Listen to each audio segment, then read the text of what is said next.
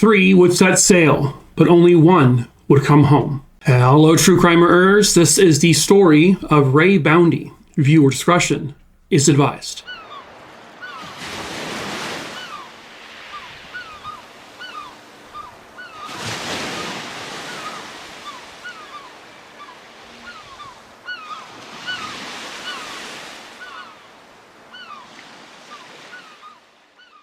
So yesterday, if you didn't know, I'm actually a really big fan of shark movies, good and bad. But for some reason, somehow, some way, I have never seen the 2010 movie, The Reef, which is actually considered to be one of the better and more terrifying shark movies since Jaws. So I sat down and watched it, and they made a couple mentions of like this was based on a true story, and I was really curious to know what that true story was, and so I looked into it, and then that's kind of where this video came from. So this is one of the rare occasions where I did not randomly choose a case. I just thought this was really crazy, and so yeah, I wanted to tell this story today. So this case takes place off of the shores of Australia. It was July 22nd, 1983. A prawn trawler called the New Venture was set to set sail that evening, despite there being some pretty heavy winds, and it was really stormy that evening. The New Venture was captained by 27-year-old Ray Boundy. He had his, I guess, second mate or the second captain, I'm not really sure, but his name was Dennis Murphy. He was 23 years old. And then the third individual was Dennis Murphy's girlfriend, 21-year-old Linda Horton. She, I guess, she was the cook, I guess. Ray Boundy at 27 was considered still relatively young for this type of job. He was a father to 2 children, and he was extremely familiar with the sea. This was not his first rodeo. He knew what he was doing. Dennis Murphy, 23 years old, was from Brisbane, Australia originally. They considered him to have a bit of a wild lifestyle, kind of like a party type guy. He was also kind of a drifter. He would live from place to place. And the three of them, with Linda, they had done this type of thing numerous times together, and also on the New Venture. When they set sail that July 22nd, 1983 evening, everything was normal. Everything was going to plan. Linda's parents, however, it didn't sound like they really wanted her to go on this particular trip because they saw the weather reports. They knew the weather was going to be very choppy, especially when you're farther out. That rogue waves could be a problem, lightning could be an issue. But Linda said, it's okay, we've done this before, and so she told her parents, I'm still going. But according to Ray Boundy, when they did set sail, the wind was pretty strong, and I guess Linda did voice some concerns at that point, like maybe, maybe we shouldn't be doing this. But they would end up, all three of them, getting on the boat and setting sail, and they would leave their home area of Townsville, Australia, which is in northeastern Australia. And they were planning to go somewhere between Townsville and the Great Barrier Reef. That was the plan. By the late evening hours, the storm had not let up. It was still very windy. The waters were definitely very choppy, and a lot of not huge waves, but a lot of bigger waves were kind of starting to come about. According to Ray Boundy, though, sometime after midnight, the storm had gotten worse, and a giant rogue wave struck the New Venture, and it actually caused the New Venture to completely topple over and capsize. Dennis, who was on deck the time this happened, was thrown into the ocean. Linda and Ray were actually in the wheelhouse trying to control the boat when this had all happened. And so when it capsized, they were still inside of it. And once the ship began to fill with water, Ray and Linda had to basically fight their way out of this capsized boat, and they had to break something in order just to get out of it. And they were able to get on top of the boat, which is very much like in the movie The Reef. So far, it's very similar to that. And then one of the three of them would actually go back under to get some items that would help them stay afloat. Not to mention there was also a bunch of debris from their boat still floating in the water. They believed they were roughly 90 kilometers away from Townsville, from where they set sail from, and about 45 kilometers from an area called Palm Islands. They weren't close to any shore at this point. It was dark. It was the middle of the night. You couldn't see anything. All you really had was sort of the moonlight, but with the storm and the clouds, it was not even that bright. And you're just sitting in this dark, choppy water, not knowing what to do. It sounds horrifying. But what the three of them managed to do is because they had some rope and twine and whatnot, and they managed to take all this debris and literally tie everything together, and they formed this like little crude raft that they were able to get on, and they were able to paddle with it. And they believed that they were maybe a little west of some reefs, and if they can get to those reefs, they can at least get on top of that and not have to be submerged in the water. Lucky for them, at that point, the water actually was not even that cold. It was still relatively warm, and so they didn't really have to worry about freezing to death or hypothermia or anything like that at that point. And they only seemed to be kind of partially sure of which direction they were going. They didn't really have any way of actually knowing. But they were hopeful that they were going in the direction of the reefs and this nearby island. They knew it would take a long time, though. They knew it was not going to be a very quick little thing. And then that's when, kind of out of the darkness, they see a fin that kind of in the distance sort of like seems to be almost circling around them. Ray Boundy knew that this was a shark, and it was more than likely a tiger shark. The movie The Reef, I think which also took place in Australia, I believe they utilized footage of a great white shark for that movie, I think. But in the actual story, it was a tiger shark. And at one point, Ray Boundy says he felt something kind of swim by his leg, because at this point the raft, this is actually hours and hours later now, the raft began to kind of break apart, and so they were sort of kind of on the raft, was sort of also in the water, and Ray Boundy says he felt something swim past him, and then he felt something nibble on his knee. But Ray Boundy still said, as long as we don't provoke the shark, it might leave us alone. He wasn't sure. He didn't say like they would. He just kind of said, let's just try not causing any issues with the shark. Let's not provoke it. Let's not scream or anything. Let's just continue to slowly move towards the direction we're going. So at one point the shark comes back, and I think it definitely takes a bite out of Ray Boundy. Nothing too major or serious. And so what he does is he instinctively takes his other foot and he kicks the shit out of the shark. The shark then let go and swam away. And even with the shark swimming away, they're still in this dark, murky water. There's not much light above them. They can't see very much, ahead of them. And so this is still very terrifying. Now knowing there's a shark out there that's really close by, that has already nibbled on one of us. About 10-15 minutes after this, they do look and they see what looks like that fin kind of just sort of in the distance, just kind of like taunting them almost.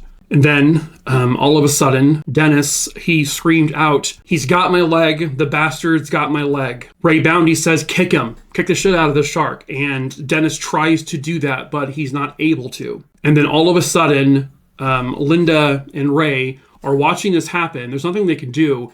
And all of a sudden, he's gone. Dennis is yanked under the water. Within a couple of seconds, Dennis pops back out of the water, kind of screaming. He is still alive. But Dennis knew right then and there he lost his leg. His leg was gone. The shark had taken the leg. Not to mention that, because now it's getting into the early morning hours. It's starting to kind of get brighter, and they begin to notice that they are surrounded in very darkish, brownish, reddish type water. It's blood. It's the blood from Dennis's wound. And as we all know, blood, attracts sharks. They wanted to take something to use as a tourniquet on Dennis, but they couldn't find anything. And so his leg just sat there continuing to bleed while he is basically slowly dying. I mean, he is very slowly kind of getting out of it because he's losing a lot of blood. It then goes into several more hours goes by. Dennis is still alert, but then they notice that the shark is back. They see that fin again circling around them. This thing is like hunting them basically. And Ray Boundy and Linda and Dennis, they kind of just sat there and they said, what do we do? What do we do? The raft at this point is gone. They're still floating on some like styrofoam things and other things that kind of they still had around them, but they were just, they're bobbing around like food, basically, for the shark. And that's when Dennis says, you guys need to bolt. You need to get away from me. He says, gather everything you can and leave me. Dennis, he basically gave a tearful goodbye to Linda and Ray, and he swam in the opposite direction to deliberately lure the shark away. Dennis decided in that moment to sacrifice his life to go through the agonizing hell of being killed by a shark in order for his girlfriend Linda and his friend Ray to get away. and he manages to swim a pretty good distance away, the blood trail following him. The shark noticed. The plan worked. The shark went straight towards him. And Linda and Ray, who are now just completely destroyed emotionally because their friend is going to be dying to save them, they're starting to swim, away towards the area where they think this reef would be. They turned around for a quick second and they see Dennis kind of lift out of the water and then sink right back in. And he never came back. Dennis had been killed by the shark. Once Linda saw that, she lost it. I mean, understandably. She began to scream in terror, crying uncontrollably, of course, because that's how a person should react. Ray says he kind of grabbed a hold of Linda. They were both crying, but he said, "We've got to keep going. He just did that to save us. We have to keep going." And so they begin to swim, again, towards the direction where they think they should be going. Ray said based on the current, based on where they were, he believes they could probably reach shore by the following morning. Hours goes by. They hadn't seen the shark in that entire 2 hours. But then that familiar fin comes back. At this point, the shark, because now Ray and Linda are together. They're basically holding hands at this point. The shark, they can just see the fin going in circles around them. Just like this, very slowly, stalking them, mentally torturing them, and it was terrifying. And then out of nowhere, the shark picked its next victim. It very quickly swam towards Linda and bit into her underneath her arm and into her chest, and it yanked her away. Ray Boundy says all he heard from Linda was a very quick, tiny squeal. And that was it. And Ray just watched Linda get thrashed away by the shark. He says that he feels like it was kind of a miracle, though, because he noticed within seconds her body had just gone limp and no other noises came out of her. And so he believes that Linda was killed rather instantly. Some more time goes by. Ray is the only one left. He is swimming towards this reef, and he can finally see it. He can see it in the distance. Ray would later say that he, at this point, was so mentally exhausted, so physically tired, that there was nothing left in him to feel fear. And all he knew was that he had to get to shore. He had to get somewhere above the water in order to survive. If not, he was the next victim. And he begins to see a place called Lodestone Reef in the distance, and he begins to swim very quickly towards it. And at that point, he starts to see the fin again. He is this close to shore. He is this close to being out of the water, and that fin comes back. But also at the same time, there was another large kind of rogue wave that lifted him up and pushed him towards the reef at a very quick motion. And he was able to land on the reef, and it just scraped the shit out of his body, because reef is extremely sharp. It's like glass at times. And he gets on top of it, he rolls over onto his back, and he says he remembers laughing. He remembers laughing hysterically when he finally lay down above water. And then he said that laughter turned right into sobs, crying. He just watched two of his closest friends get brutally killed by a shark.